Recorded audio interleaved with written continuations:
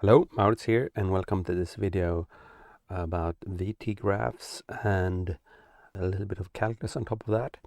So in this case, we will describe the velocity with a function with respect to time. So we'll say that, velocity, the variable is the time, is t square minus 4t plus 3, where t is between 0 and 5.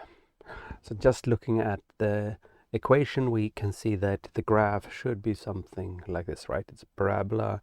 The coefficient in front of t square, that is 1, is positive. So the graph must have that shape. And we can be asked a bunch of questions on an exam of this. For example, find the initial velocity. And to do that, we simply plug in t is 0, right? Initial velocity means t is 0, so we should find v of 0, and that would be 3, right? And assume this is in meters per second, so it would be 3 meters per second. And we can also, at what times is v equals to 0 meters per second? So in what times will this have 0 velocity? And we do solve that by simply putting v equals to 0, so that will give us 0 equals to t square minus 4t plus 3, right? And we can solve this using the ABC formula, or we could try to do some kind of factorization, and we can of course look at the last term and see that if we can split that in 2 factors, so that add up to minus 4, and that would then be minus 3 and minus 1.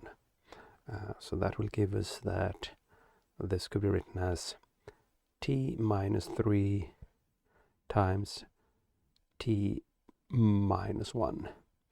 And by the null factor law, we have that either t equals to 3 or t equals to 1. So what we know now, we draw a little graph of this over here, is that we have that, so on this graph here we put velocity, and then graph over here we put time, and the time is 0, we found the velocity 3. At time is 1, the velocity was 0, and the time is 3, the velocity is 0. So we have these few points. And since this is a quadratic equation, we already know a few things. We know that this will be the line of symmetry, right, between the 2 points. And that means by symmetry that this point here will be a part of the graph too. So for question C, find the fastest velocity in negative direction. So when will it goes the fastest towards us, if we assume that positive velocity is velocity from us. And that will be at the line of symmetry, right? So we could just take the average of 1 and 3. So 1 plus 3 divided by 2 will give us 2. And then we find what f of 2 is. So I just use the 2 zeros. And f of 2 will give us, we go up and look there, 2 square minus 4 times 2 plus 3, right? Or 4 minus 8 plus 3. So that will be minus 1, right? So we have 1 point in there at minus 1. So we can see that the graph will go, or the velocity go from 3 meters per second down to 0 meters per second after 1 second. Then after 2 seconds we are down at minus 1 meter per second. Then after yet another second up to 0 again, and then up to 3. And then further on. We could also have found this, suppose we didn't know the zeros, we could also have found this by taking the derivative, and the derivative of velocity is acceleration. So we could find the acceleration. When acceleration is 0, that's when we are stationary.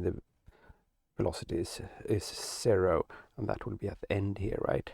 There the derivative is 0. So we know the graph will have some shape like this, and the velocity is 0 when we are at the bottom part of it. So derivative of this, so if we look at t squared, that will give us 2t, and minus 4t, that will just give us minus 4, and the plus 3 in the 0 will be 0. So that will give us that this will be 0. In other words, if we solve this, we find that t equals to 2 again, right? And then we continue as before. What more could we be asked about? We can find the fastest speed of this. And we can do that by looking at the endpoints, because it wouldn't be fastest necessarily on a place where the derivative is 0. So when we know that the initial velocity was 3, so even that is faster than the minus 1 if you look at the speed. So let us look at how the speed are in the endpoint of this interval. So we saw that the time was up to 5 seconds. So we need to find velocity at time 5, and that will be 5 square minus 4 times 5 plus 3, right? So 25 minus 20 plus 3, and that will be 8 meters per second. So we go to our graph here, put the scale there, that is 1 there and 1 there. So 1, 2, 3, 4, 5, 6, 7, 8. So we're up here. So the fastest speed we will have is in the end of this interval, and that would be 8 meters per second. So what more could we do? One could ask about the displacement. So let's check how far we went here. D. So, for example, one could ask about the displacement after a certain time. Say we are asked to find the displacement after 1 second. So what we do is to find the displacement, we have to remember that displacement is the area under the graph. So in other words, we need to find this area here. So our displacement position after a certain number of seconds, after 1 second, would be the integral from 0 to 1 of our initial function. So t square minus 4t, double checking here, plus 3 with respect to t. So we'll find the integral of this. T square will give us t3 over 3 minus 4 times t will give us t square over 2, and 3 will give us 3t from 0 to 1. We can simplify this a bit. So that will be t3 over 3. Here we can cancel away these to become a 2 there. So minus 2t square plus 3t. From 0 to 1, we plug in the 1. That will be 1 to the power 3 over 3 minus 2 times 1 square plus 3 times 1, or a third minus 2 plus 3, and that would be 1 and 1/3, or 4/3, right? So that will be the displacement after 1 second. We can check this with the calculator. This would be, say, without calculator, then this would be what we could do, right? But if we have the chance, we can check the answer with the calculator. So options, calculus, integrals, we write our expressions. Here we need to use x instead of t. So we write x square minus 4x plus 3 from 0 to 1. And we get 1.333. That's okay. Exactly what we wanted. And suppose we would ask to find the area over here. So that part would be then the integral from 1 to 3 of the same thing. So we can try that on the calculator. So options, calculus, integral x square minus 4x plus 3 from 1 to 3, and this should be a negative number. So minus 1.33. So that's rather interesting. So we are in other words moving away a bit, turning back a bit, and then turning again and start accelerate away. So we could ask to find in the also the displacement that we go from 3 to 5 seconds. The same thing inside there. So we take the calculator and say we integrate. Of course we could do this by hand, but I'll do this calculator to save some time. X square minus 4x plus 3 from 3 to 5, and that would be 6.67 or 6 2/3, right?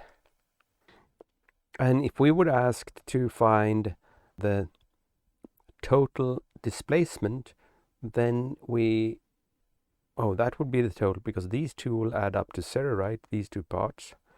And that means that the total displacement would be the 6 2/3 or 6.36 meters. So basically we add up this positive value and this negative value, and they will add up to 0. And if we instead would ask to find the total distance traveled, we will take the 4/3. This will also be 4/3, even though it's a minus in front, but now we don't care about the distance, not what direction.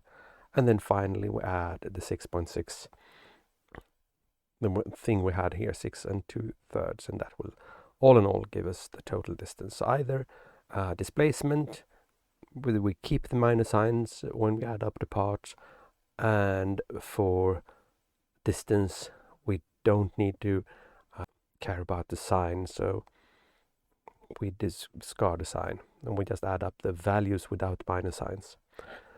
What more to say here? Yeah, if you would initially, if the question would be find the displacement from the beginning to end, we'll integrate just from 0 to 5, and we can see that that will give us the right answer, right? So we try here, take the same integral of x square minus 4x plus 3 from 0 to 5, and that will give the same answer since the two first part and anyhow added up to 0. So that will give us the total displacement. But we will instead 4/3 plus 4/3 plus this 6 2/3 would be the total distance traveled. So hope this helped a bit. Thank you.